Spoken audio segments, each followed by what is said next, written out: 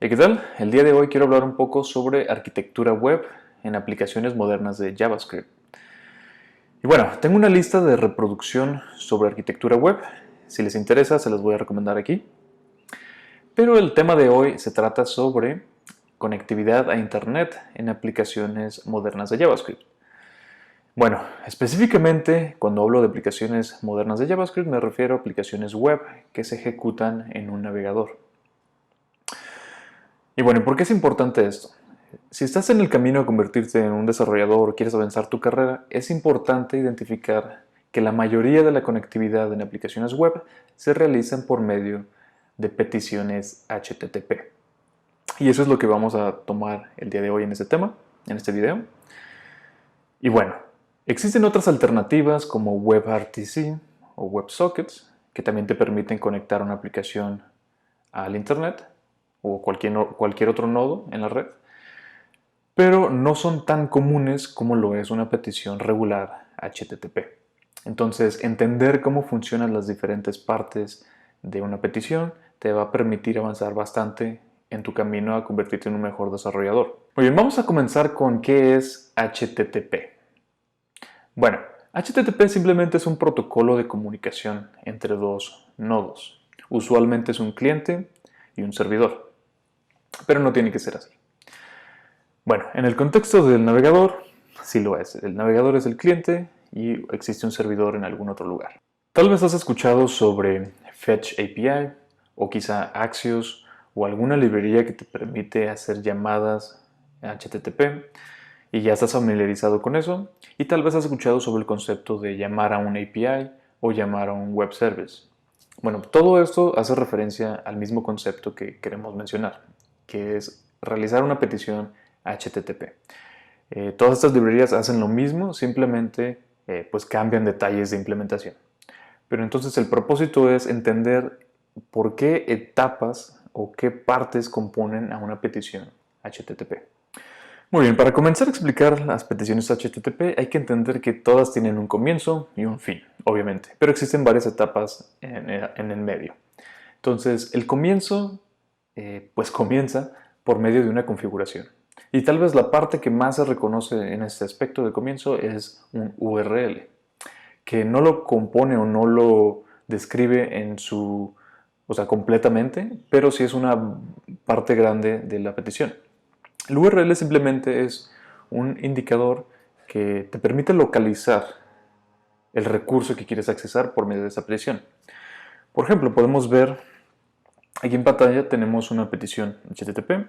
Todos hemos visto un URL, pero básicamente se compone de las siguientes partes. Tienes un método o verbo de HTTP, que puede ser get, post, put, delete o algún otro. En este caso es post y tenemos un esquema, ¿no? Como podemos ver incluso aquí en la parte de arriba en el navegador, tenemos el esquema HTTPS, es un poquito diferente a HTTP, pero es un esquema, ¿no? En nuestro caso estamos interesados en HTTP. Después tenemos el dominio o dirección IP. Esta dirección IP básicamente te permite identificar en qué nodo en toda la red está disponible el recurso que quieres accesar. ¿Okay? Después tenemos lo que compone el path, ¿no? En nuestro ejemplo de aquí tenemos diagonal users, que es el recurso dentro de este servidor o de este nodo en la red que quieres accesar. Entonces puede ser algo más complicado y estoy seguro que todos ustedes ya están familiarizados con los diferentes paths que pueden existir o cómo se comportan. Muy bien. Tenemos adicionalmente cosas como parámetros en la petición, como pueden ser un ID, un color, una sesión, que se los agregas a una petición web. Como podemos ver aquí en la barra de navegación, podemos poner un signo de interrogación, un ID, 1, 2, 3, y eso sería un parámetro para la petición dentro del URL. Okay. Y tal vez no quedó muy claro lo que mencioné sobre los diferentes esquemas. Hay que tomar en cuenta que los esquemas no son necesariamente parte de HTTP. De hecho, no son parte de HTTP. Un esquema simplemente es parte de un URL. Un URL es separado de HTTP. El URL puede decir, estoy utilizando el esquema HTTPS o estoy utilizando el esquema HTTP, o incluso si han utilizado esquemas locales en el navegador, pueden tener un file, un esquema file y un esquema blob o algunos otros ejemplos. Pero no significa que sean parte de HTTP. Muy bien, después tenemos otra parte esencial de la petición HTTP, que son los headers, o tal vez conocidos como encabezados. Estos encabezados nos permiten definir metadatos o datos adicionales en la petición HTTP, que no son parte del URL, pero sí se van a incluir en la petición. Como podemos ver aquí en el ejemplo en pantalla, tenemos una petición HTTP, como lo habíamos visto anteriormente, pero adicionalmente estamos definiendo encabezados, headers. Uno muy común, bueno, de hecho son dos muy comunes, es el Content Type y Authorization. Se puede decir que ya están estandarizados y casi cualquier servicio está esperando recibir estos dos encabezados. Content Type simplemente describe en qué formato estás enviando la información en la petición. En el caso que es una petición POST, se pueden enviar datos dentro de la petición, como puede ser datos de algún formulario, alguna imagen, etcétera, etcétera. En este caso queremos mandar JSON. O sea, que si estás mandando datos de un formulario, puedes mandarlos en el formato JSON. Y existen muchos otros formatos diferentes, estoy seguro que ya los conocen, pero es muy común tener este encabezado Content Type. Adicionalmente tenemos Authorization, que también es muy común mandar algún tipo de token de acceso para que el servicio web que estás contactando permita autorizar tu petición. O sea que por medio de ese token tú puedes dejarle saber que estás autorizado para realizar cierta operación. Obviamente no quisieras que cualquier persona pudiera mandar una petición y, no sé, accesar tus recursos, digamos, de tu banco o tu cuenta de PayPal o cualquier otra cuenta que tengas datos personales. Entonces, la autorización comúnmente se hace por un header llamado authorization. No es requerido, pero se puede decir que es un estándar. También cabe mencionar que estos encabezados son completamente configurables. O sea, tú puedes agregar encabezados personalizados para tu aplicación sin necesidad de que exista un estándar. Si tú necesitas mandar algún dato, puedes hacerlo en un encabezado. Se puede decir una nomenclatura común es agregar una X y un guión como prefijo para el nombre de tu encabezado en caso de que no sea un encabezado estandarizado. Por ejemplo, podrías mandar X guión valor, ¿no? Cualquier cosa que quisieras mandar y ese es tu encabezado y le puedes mandar un valor. Pero hay que recordar, el X es solamente una nomenclatura, no necesitas hacer eso, puedes mandar cualquier nombre que tú quisieras. Muy bien, vamos a pasar al siguiente tema. Una petición ya tiene su URL que describe a dónde va a ir a accesar el recurso, ya tiene sus encabezados que incluyen metadatos o incluso datos requeridos para autenticación. Ahora, un concepto que tal vez han escuchado mucho son los cookies en un navegador o en una petición. La verdad es que los cookies, aunque no son parte de HTTP, de hecho no son parte, sí son muy comunes, es muy común lidiar con ellos cuando trabajas en peticiones HTTP desde un navegador. Los navegadores tienen el concepto de cookies, que es la idea de que dos nodos, un cliente y un servidor, van a mantener un tipo de sesión y esta sesión se almacena por medio de cookies. ¿Okay? Un servidor puede decirle a un navegador, quiero que tengas esta sesión, y el navegador dice, ok, la voy a almacenar, y cada vez que mande una petición a tu servidor, voy a incluir estos datos, ¿no?, de la sesión que me diste anteriormente. Ok, y esa es la idea de los cookies, mantener datos que nos permiten enlazar una sesión de cliente y servidor. Ahora vamos a ver un ejemplo. Tenemos del lado izquierdo un navegador, que es el cliente, y del lado derecho un servidor, que es nuestro API. ¿Okay? Y la petición comienza con el navegador. Tenemos dentro del navegador ciertos APIs como Local Storage, Cookies, Caché, y nos vamos a enfocar en cookies. Se manda la petición HTTP y el navegador ya tenía almacenados ciertos cookies como un ID, un color y un status. ¿Okay? Y se agregan como un encabezado en la petición. O sea, si lo vemos desde el punto de vista de HTTP, las cookies son simplemente encabezados, ¿no? No es nada nuevo. Pero si lo vemos desde el punto de vista del navegador, los cookies son algo completamente diferente. Se almacenan localmente y tienen tiempo de vida y bla, bla, bla. Pero desde la petición HTTP solamente son encabezados. Bueno, un encabezado, cookie. Muy bien, entonces esta petición llega al servidor y el servidor dice, muy bien, tú tienes estos cookies y voy a utilizarlos para cualquier cosa que vea necesaria, ¿no? Usualmente algún tipo de sesión. Y el servidor dice, muy bien, entendí tu petición, pero quiero que ahora actualices tu cookie, ¿no? Quiero que almacenes algo nuevo o lo que sea. Entonces te demanda una respuesta a tu petición, pero incluye un encabezado llamado setCookie. Entonces el navegador ya está estandarizado, ya está automáticamente, puede leer el encabezado de setCookie y solito uh, crea los cookies y los almacena en el navegador para que como programador no tengas que lidiar con nada de eso.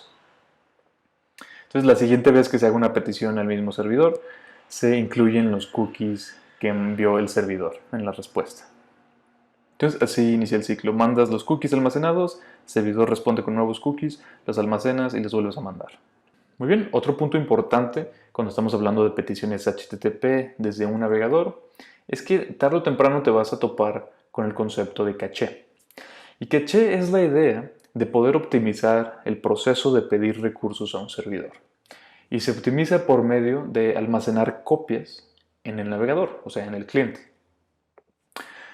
Okay. El cliente dice, voy a hacer una petición al servidor y lo que sea que me responda lo puedo almacenar como una copia.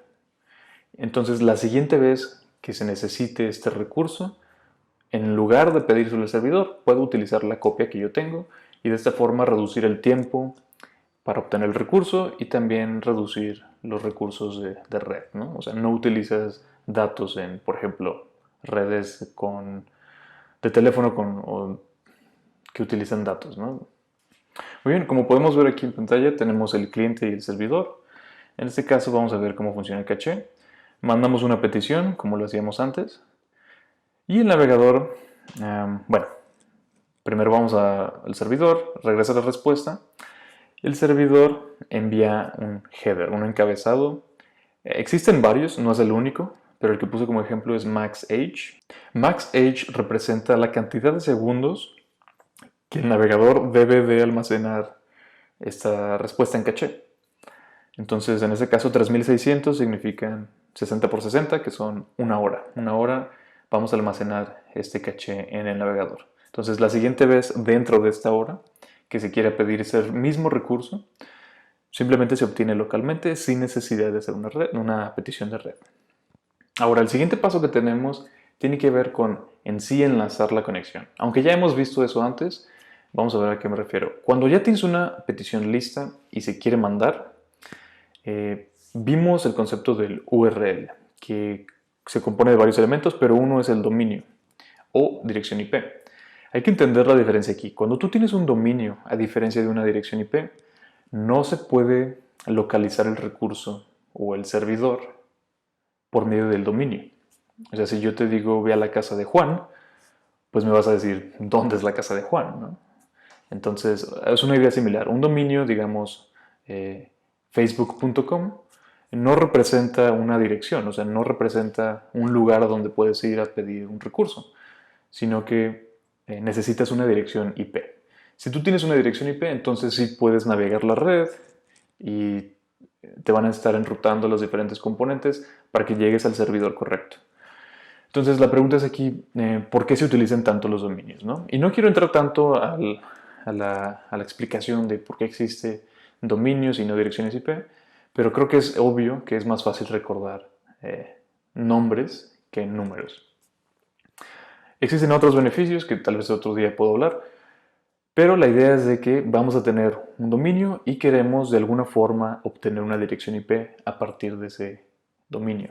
Para esto existe un sistema llamado DNS que básicamente se encarga de hacer esa traducción de dominios a direcciones IP. Es importante notar ese paso porque algunos errores, especialmente cuando estás configurando tu app en producción por primera vez, puede que te topes con estas cosas.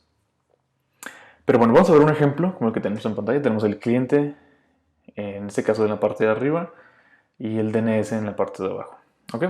Hay que tomar en cuenta aquí que no es lo mismo servidor que DNS, ¿no? El servidor está en otro lugar, pero primero tenemos esta petición en el navegador al host example.com y queremos obtener su dirección IP. Entonces queremos contactar un servidor DNS.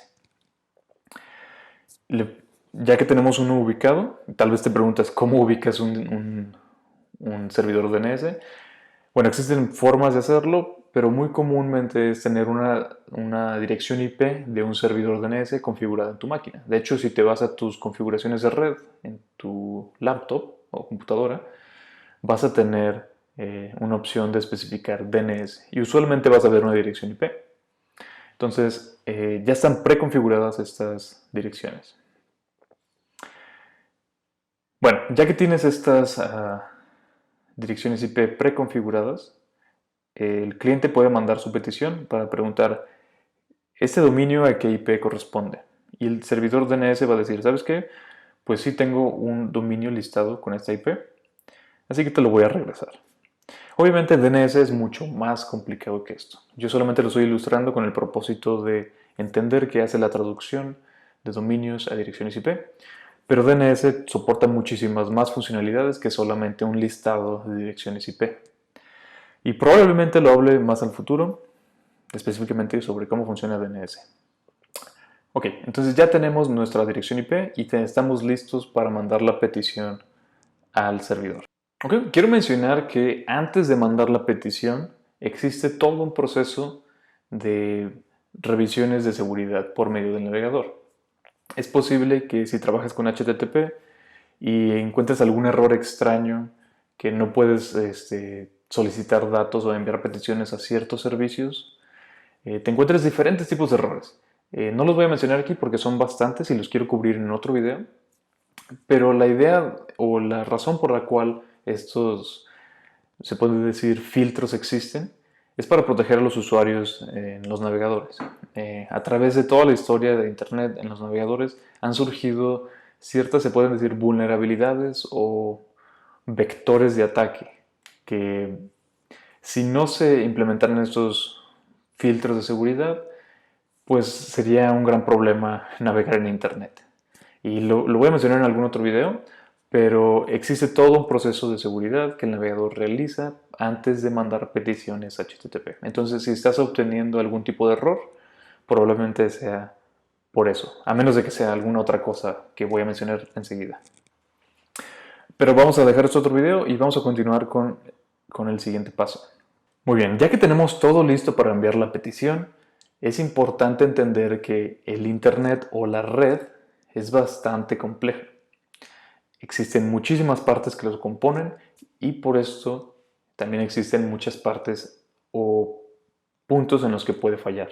Ejemplos de esto puede ser que envíes tu petición y el servidor a donde enviaste la petición no está disponible, ya sea porque está bajo mantenimiento o simplemente tuvo un error que simplemente nadie esperaba y se crashó.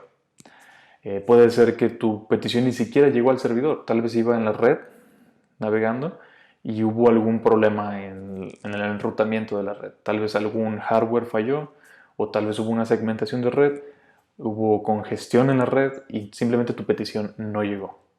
Esto es común, tal vez no tan común, pero estoy seguro que sí lo has visto. Debido a todo esto, es posible que las peticiones no se realicen exitosamente. Y por esto HTTP incluyó una característica de status, códigos de status para representar el resultado de la operación, ya sea exitoso o no exitoso. Y estos códigos son semánticos, lo que significa que tienen algún tipo de significado dependiendo de cuál código es. De esta forma puedes estar seguro de cuál fue la razón por la cual falló tu petición, al menos la mayoría del tiempo, o al menos esa es la teoría. Por ejemplo, tenemos aquí en pantalla igual cliente en el lado izquierdo y servidor en el lado derecho. Mandamos una petición, el servidor la recibe y regresa una respuesta En este caso, el servidor estaba disponible para procesar la petición, pero la petición incluía datos que no tenían sentido para el servidor, ya sea en formato incorrecto o simplemente no se mandó de la forma correcta. El servidor lo que va a hacer es contestarte con un código. En este caso podría ser el código 422, dejándote saber que, que este error significa que incluiste algo mal en la petición y deberías de hacer algo al respecto para solucionarlo. O sea, no intentes volver a llamarlo a menos de que corrijas el error. Existen muchos otros tipos de errores. Por ejemplo, tal vez el recurso no se encontró. No significa que tu petición esté mal en sí, simplemente que tal vez ya no existe el recurso que querías accesar. Tal vez existió en algún punto, pero ya no existe. O tal vez tienes un error de redirección. No es tanto un error, pero simplemente significa que pues ya no existe la ubicación o el recurso que querías accesar, así que probablemente lo tienes que accesar en otro lugar. Muy bien, obviamente ese es el caso de los errores. En caso de que todo sea exitoso, también existen códigos de estatus. El más común es el 200, que significa todo chido, vamos, procesamos todo bien. Puedes interpretar la respuesta del servidor. Lo vemos aquí en el diagrama que tengo en pantalla. Cliente-servidor, petición arriba y respuesta abajo. En este caso estamos recibiendo una respuesta con el tipo de application JSON y regresamos o recibimos el contenido en JSON, ¿no? Entonces de esta forma el navegador puede decir, oh, todo salió bien porque tenemos un código 200. Creo que no lo puse en el diagrama, pero debería ser un código 200. Y puedes interpretar la respuesta en JSON por el encabezado que te incluí.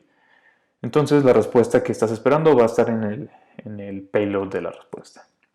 Entonces el navegador puede interpretarla correctamente y todos felices para siempre. Muy bien, eso es a gran escala en lo que consiste una petición HTTP. Creo que la simplifiqué bastante, pero para personas que tal vez nunca han analizado estos pasos, es importante entenderlos desde este punto de vista. Más adelante pienso discutir temas en específicos sobre la red o sobre cosas adicionales a HTTP o protocolos adicionales que nos permiten enlazar comunicaciones entre cliente-servidor o cliente-cliente. Bueno, espero que les haya gustado. Si les gustó, por favor denle like, comenten dudas, sugerencias, cualquier otra cosa en la sección de abajo. Nos vemos hasta la próxima.